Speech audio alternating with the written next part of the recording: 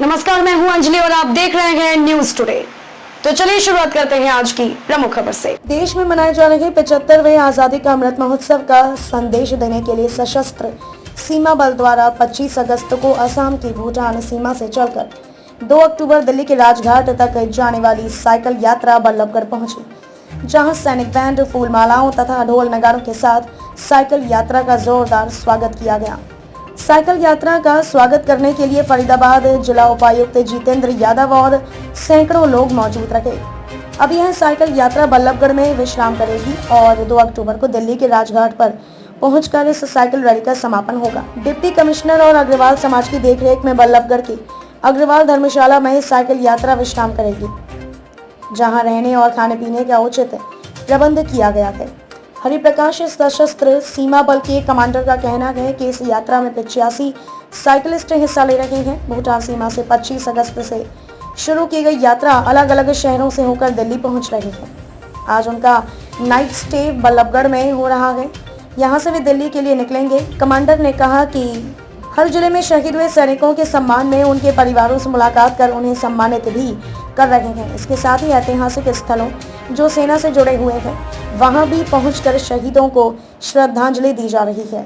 Cycle यात्रा का स्वागत करने पहुंचे जिला उपायुक्त जितेंद्र यादव ने कहा कि आजादी के 75 साल पूरे होने पर केंद्र और प्रदेश की सरकार अमृत महोत्सव मना रही है और इस साइकिल यात्रा का मकसद भी जगह जगह लोगों को जागरूक करना है, क्योंकि आज बल्लभगढ़ में उनका ठहराव है।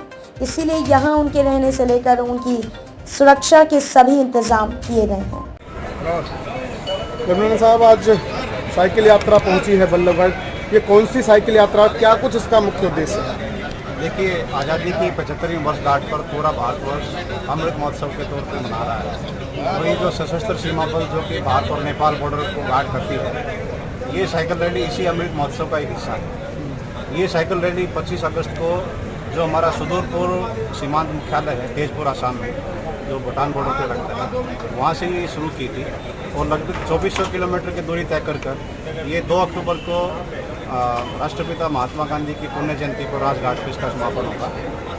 इसमें जो है टोटल 85 साइकिलिस्ट हिस्सा ले रहे हैं, जो कि हमारे नेपाल भूटान बॉर्डर पे 5 सीमांत हैं, जिसमें तेजपुर, गुवाहाटी, सिलीगुड़ी, पटना और लखनऊ। उसमें से 17 साइकिलिस्ट इसमें प्रतिभागी कर रहे हैं। और ये जो इसका मुख्य उद्देश्य है, लोगों में जो हमारे स्वतंत्रता सेनानी हुए हैं उनके बलिदान के बारे में लोगों को जागरूक करना। उसके अलावा जहाँ से हम गुजरे हैं जिस जनपद से, तो हमें जो भी शहीद परिवार हुए हैं, चाहे वो आर्मी से हैं, बीएसएफ से हैं, कहीं भी सीएपीएफ से हैं, पुलिस प्रशासन या आम प्रशासन से भी जो भी शहीद हुए हैं, उनके परिवारजनों को हमने सम्मानित किया है। और रास्ते में जितने भी ऐतिहासिक स्थल आए हैं जो स्वतंत्रता सेनानी से जुड़े हुए हैं, और जहाँ भी हमने कोई स्मारक बने हैं या किसी के शहीदों के बुत बने हैं। जिस हिसाब आज अमृत महोत्सव मनाया जा रहा है, फरीदाबाद के लिए बड़ी गर्व की बात है। साइकिल यात्रा पहुंचे, क्या कुछ कहना चाहेंगे? सबसे पहले मैं कमांडेंट साहब का, हमारे पूरे जवान एसएसबी के और बाकी हमारे सेंट्रल पैरामिलिट्री फोर्सेस से उन जवानों का स्वागत करता हूँ। बड़ी हर्ष की बात है फरीदाबाद के लिए और हमारे सभी नागरिकों के लिए कि आज़ादी के 75वें साल का जो अमृत महोत्सव भारत सरकार और बाकी स्टेट गवर्नमेंट्स मना रही है, उसमें हमारे पैरामिलिट्री फोर्सेस का या डिफेंस फोर्सेस का बहुत बड़ा योगदान रहा है। तो मैं कमांडेंट साहब का, उनकी पूरी टीम के सभी साइकिलिस्ट का स्वागत करता हूं फरीदाबाद में और उम्मीद करता हूं कि उनका एक दिन का स्टे काफ़ी अच्छा रहेगा। इसका पर्पस, जैसा कमांडेंट साहब ने बताया, कि लोगों को ये बताना था कि आज़ादी जो आप जी रहे हैं उसकी एक कीमत है। हमारे पूर्वजों ने, हमारे फ्रीडम फाइटर्स ने अपनी जान कुर्बान करने के बाद हमें आज़ादी मिली है, तो उसका महत्व पता होना चाहिए। और जन जन को भारत सरकार ने और हरियाणा सरकार ने, सीएम साहब ने और पीएम साहब ने जोड़ने का प्रयास किया है कि हर किसी को पता लगे कि भाई आज़ादी है, तो 75वें साल को अमृत महोत्सव की तरह, एक उत्सव की तरह मनाया जा रहा है। तो मैं दोबारा पुनः कमांडेंट साहब, उनकी पूरी टीम की, एसएसबी के हमारे जितने भी जवान हैं जिन्होंने अरेंजमेंट्स किए हैं, अग्रवाल सभा से हमारे प्रधान जी हैं, इनका भी धन्यवाद करता हूँ कि इन्होंने इतने अच्छे स्थल को हमारे सुरक्षा बलों के लिए दिया। फरीदाबाद से शिवम शर्मा की रिपोर्ट। खबरों में अब तक के लिए बस इतना ही। मिलते हैं फिर ऐसे ही किसी बड़ी खबर के साथ। तब तक के लिए नमस्कार और देखते रहिए न्यूज टुडे।